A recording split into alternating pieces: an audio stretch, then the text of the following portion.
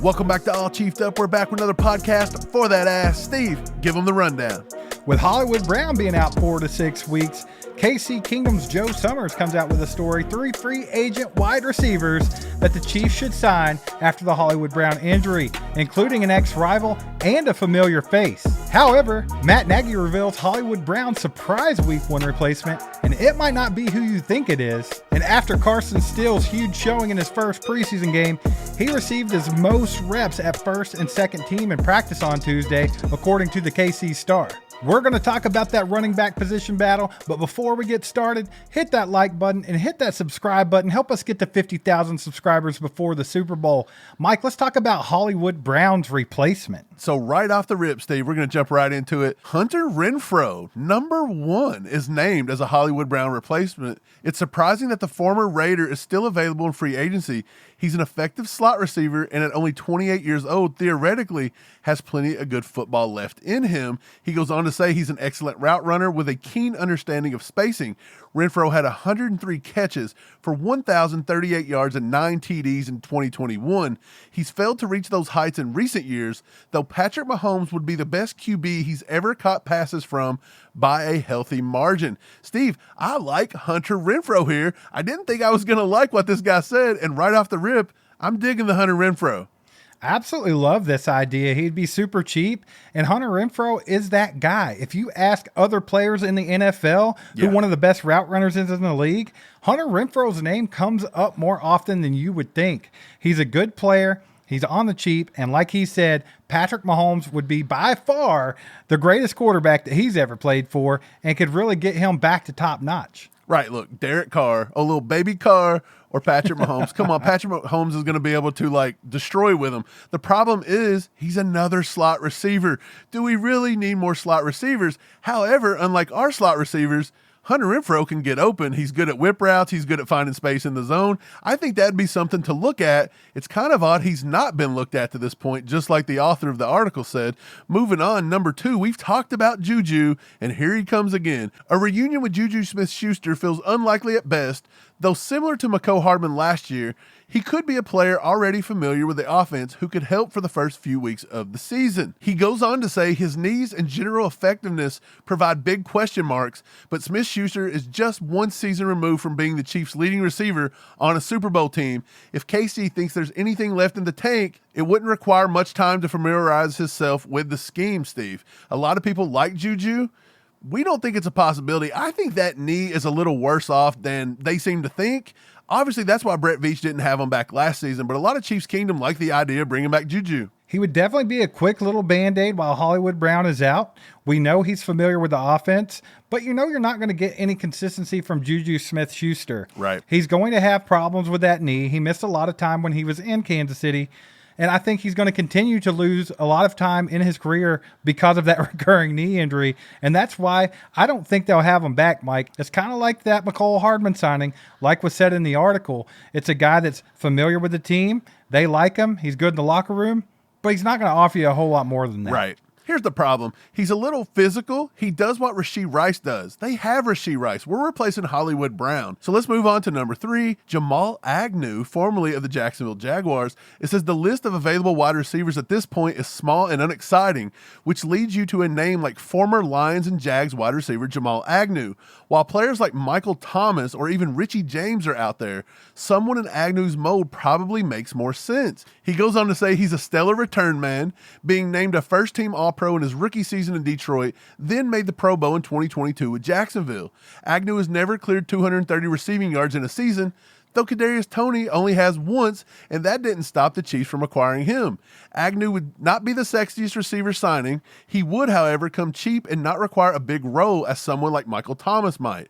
Considering the importance and quality of returners with the NFL's new kickoff rule, Agnew could prove to be a valuable addition this late in the campaign. Boo. Steve, oh, you don't like it? You don't like it. Steve, we did have some Why? problems. We did have some problems with special teams the other night. Could Agnew be a piece that could maybe help that?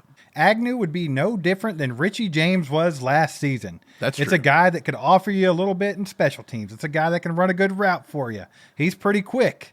But guess what? They're not going to use him. Richie James was complaining that he didn't get enough opportunities. If Richie James couldn't get the opportunities last year, Agnew's not going to either. I think that's a waste. Right. I don't think special teams is that big of a deal. We've got LRZ. We've got Nico. There's several guys. Mecole Hardman.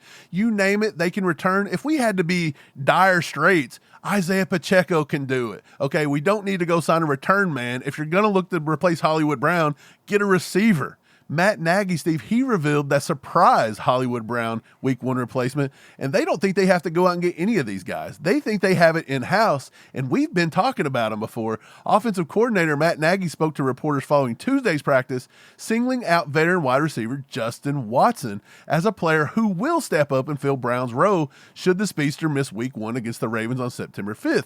That's looking more and more likely, to be honest, and on Monday, Reid wouldn't rule out Brown playing in week 1, though Tuesday's comments from Nagy poured cold water on that possibility. Watson quickly became a trusted target for Patrick Mahomes over the last 2 years. He caught 27 of 53 passes for 560 yards and 3 tutties, averaging 17 yards per catch with numerous third down conversions to move the sticks. Steve, I've been saying this time and time again. Patrick Mahomes trusts Justin Watson. The coaching staff trusts Justin Watson. He is wide receiver 4.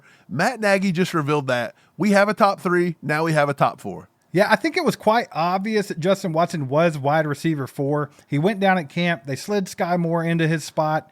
That means Sky Moore could potentially be number 5. We don't really have any idea.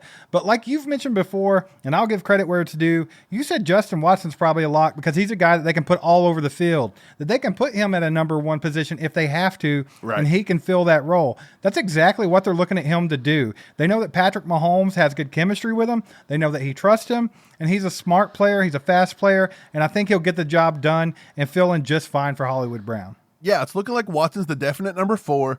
You alluded to number 5. It's between Kadarius Toney right now, in my opinion, or it's between Sky Moore, Nico, Justin Ross. Kadarius Toney's been on the hot seat here lately. Both Andy and Matt Nagy come out and said, look, availability, give us availability, and he's not doing that. So I feel like he's on thin ice right now. I'm with you. I think Sky Moore is probably that number 5. Justin Watson's proven for sure to be that lock number 4, Steve.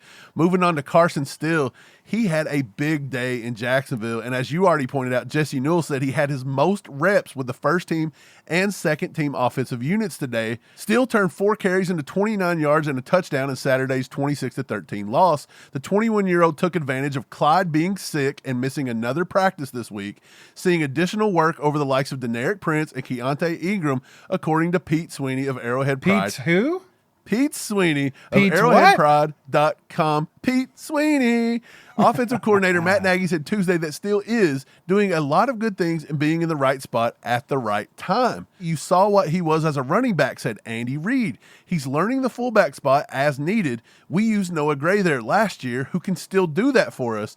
If he's going to make this team, he's got to be a good special teams player, and he's got to be able to carry the football and stay aggressive like he's doing right now. But he did have a productive day. It's looking like a lot of Chiefs Kingdom are turning on Deneric Prince again because he didn't have any big flash plays. We've seen that last year. We've seen it with LaMichael Pirine, and then you've seen what happened when he was put in the game. I don't think you have to have big splash plays in the preseason to be valuable, but a lot of Chiefs Kingdoms think you do, and they think Carson Steele is RB2. It looks like he's getting the reps with Clyde being sick. Mike Hornt levels at 11, baby. They turned it up. Carson still had a great game against Jacksonville. When your first touch in the NFL goes for 20 yards with 3 broken tackles, and you look like a miniature Mike Allstott out there, you look like primetime Peyton Hillis. Yeah. Then, yeah, people are going to get a little horned up. But I think what you were saying makes more sense. It's not about the splash plays. It's about consistency. They've said they wanted it with Kadarius Toney. Just be available, be consistent. They want the same thing with every player. Andy tells every player that. It's all about consistently being the best that you can be. I think that Carson Steele is going to continue to run hard and play well and put up a good argument for why he should be on this roster. Yeah, I don't think it matters if you label him RB2, RB3, RB4. I also don't think it matters if you say he's a running back or a fullback. I think the Chiefs are going to take 4 ultimately, be that 3 running backs and 1 fullback or just 4 running backs. I think the guys that are probably on the bubble is Keontae Ingram, and I think it's going to be LRZ. And this also brings up a point. He mentioned Noah Gray. They've been running Irv Smith as that H-back fullback. This may mean Irv Smith is out the door now. It's looking crazy, Steve, but we got a few more weeks to figure this out. It's going to be a good time. Yeah, and I think it goes a long way at where Louis Rees-Zammit sits right now for this roster spot when Andy is saying Carson Steele looked a hell of a lot better than anybody else did at running back, right. But he still has to be good at special teams to make this roster. Now we're talking Louis Rees-Zammit, who doesn't offer you anything as a running back yet. He just isn't comfortable there yet. He hasn't learned the game. He's purely special teams. Right. So I think that goes both ways. And LRZ might be looking at, dare I say, the practice squad. Bum, bum, bum. Hey ye! It's time for Beyond the Kingdom. Hey ye! It's time for Beyond the Kingdom, where we go around the NFL and pick up some news and talk about it. And right now, it's that time of year where injuries are flooding the news. Jake Browning is expected to miss some time with a ribs injury. Bengals head coach Zach Taylor says, Mike, that's freaking scary for Bengals fans and Joe Burrow, because now he has pressure not to be a little girl and get hurt. Yeah, that's what I was going to say. Joe Burrow's constantly getting injured. Now you don't have the guy that replaced him last year and did a pretty good job. Actually done a good job against the Chiefs. Almost got a win there. Yeah. Didn't happen. Okay, didn't happen. Not as good. But look, they don't have Browning to fall back on. I think Burrow's got to get it together. He can't be injured. He's looking like Kadarius Toney out there. Let's be honest. Get it together, Eminem. Get it together. Giants rookie running back Tyrone Tracy, who might sound familiar because a lot of Chiefs fans liked him. He's primed to have significant playing time in the backfield for the Giants, but he was carted off the field Tuesday and diagnosed with a low ankle sprain, sources say. Much better than anticipated. He's in a boot and is week to week, but not long term. What do you think about it, Mike? Yeah, I like Tyrone Tracy coming out of Purdue. The dude played wide receiver. They moved him to running back. You could tell he was a wide receiver. He ran a little too upright. This was going to be hard to translate over, but he has a lot of moves. He's good in the open field. I thought he was somebody that could have replaced Jerick McKinnon late in the draft. The Giants apparently thought the same thing. They took a flyer on him. I think he's going to be good, but look, it's injury season. It's just good that it wasn't nothing even more significant, because when he got carted off, everybody thought it was way worse than it was. Patriots defensive lineman Christian Barmore returns to watch practice following blood clots diagnosis. So not only injuries, but now we have medical issues too. Yeah, these blood clots, man, they're popping up here, they're popping up there. That's not the first time this has happened. So let's just keep this all under control. I'm glad to see him back out at practice. I don't think it was any more serious, but more than likely now he's going to be on blood thinners, and it's probably going to really dig into how much he's going to be able to play, because that's something serious. Another injury, Lions rookie cornerback Terrion Arnold hurt his titty. Another injury, Lions cornerback Terrion Arnold. Another injury, Lions rookie cornerback Terrion Arnold with a pectoral issue is not expected to miss any regular season time per rap sheet. Arnold left Monday's practice with the injury. Mike, he hurt his freaking titty, bro. Look, it's not funny. It's not funny. The titty injuries are significant, and I don't want to hurt it. Like, I'm glad that this cat's back, and it's not going to be something long-term. Former Rams first-round pick Tavon Austin, the speedster himself, announces his retirement from the NFL. Farewell, Tavon Austin. Tavon, he was fun to watch every now and then. I wish his career would have been a little more productive. I think he had all the skills to be awesome, but it just didn't pan out. So long, Tavon. Steelers have a deal in place to acquire Brandon Ayuk. 49ers await wide receivers' answer on long-term contract offer per rap sheet. Mike, you called it. You called it months ago. You said the Steelers would go get Brandon Ayuk, and look what's happening. Right.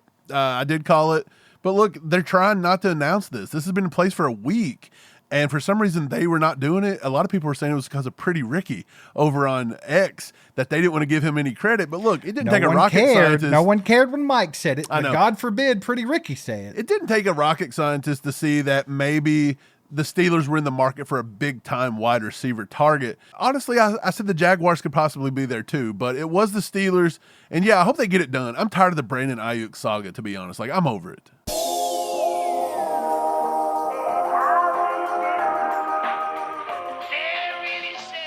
That time's yours. Ruben says, love these guys. Much love. God bless. Chiefs for life. Appreciate the gas, Ruben. Hikey Mo out here says, great stuff, guys. Appreciate your commentary and insight. Keep it going, Chiefs 100. Appreciate you, Hikey. More gas. We need more gas going. It's like eating a can of beans out here, baby. Enrique, love to see the channel growing now with sponsors and all. Keep it going and go Chiefs. Let's go, Enrique. Loving the gas. Loving it. Eric comes out and says, shake my head. Almost half a season for Hollywood Brown. Steve, what's Eric talking about? Half a season? I'm not sure. Of injury? I mean, if you go 6 weeks, then yeah, I guess you could. Now it's still not half a season, but it's one close. game. But it's close. But we're not to the season yet. He's going to miss the preseason and maybe a little bit of the regular season. It's going to be perfectly fine. Hopefully he recovers well. He doesn't have any mental issues with the injury, and he can just get back out there and have his best season of football yet with the best quarterback to ever play the football game. The greatest. The greatest. Patrick Mahomes. Niece, Carson Steele stole the show. I'm glad he got a touchdown. Hicks was definitely noticeable too. Wish I could have met up with you guys at Chew with the Crew 2 when you were here in KC. Niece, maybe next time. It would have been nice to see you. It was fun getting out, meeting all the Chiefs fans, meeting all the ACU crew. It was a good time. It was awesome. Catch us next time for sure. Shaken Blake comes out and says, I actually like the idea of trying something more exciting on kickoffs. Semi-horned is better than nothing at all. Steve, what do you think about it? Do we need to see more, or does the kickoff rule just suck? Mike, I'd need a dump truck full of Blue Chew to like this kickoff rule. I think it looks Bush League. It looks amateurish. It looks Pee-wee. It doesn't look like professional football, and I hate seeing it. I kind of want to see them go back to the new one, or the old one, rather. I want to go to the original. Right. Kick the Let's ball do off. that. If you need it, if it's a touchback, you get it to the 20-yard line. But let's give it a few more weeks to see if something happens. I'm under the impression that maybe if everything just wouldn't have went as worse as it could for the Chiefs, maybe we all wouldn't be so hateful towards it. Tim Hollaback, he ain't no hollaback girl. Hollaback girl. When the Chiefs beat somebody in the playoffs because of these new kickoff rules, that's when they'll change it back. 110% hollaback. Comment of the century goes to Holla, Tim. holla. Holla, holla, holla. He's right. That's exactly what's going to happen, Steve. They do this every time. Yeah, they do it for sure. every time. 100%, Tim. You're correct. TL Watts 88 says, can we give wide receiver Cornell Powell a chance, Steve? I'll let you take that. Can we give Cornell Powell a chance? No. That's rude. Before we head out today, just want to give a quick shout out to our sponsor for the entire NFL season, BetUS. If you want live wagering on all major games with the best variety in the business, plus 24/7 personalized service, 365 days a year, then BetUS is where you want to be. BetUS can also give you your very own personal account manager. How cool is that? There's tons of prop bets with Chiefs players, win totals, and much, much more. And right now, they're offering a 125% sign-up bonus up to $2,000 on your first 3 deposits. So get down in the description or get the link in the pinned comment. Don't be a slapnut. Sign up now and have some fun at BetUS. Thanks for liking, subscribing, clicking that bell. We'll catch you next time. Go Chiefs.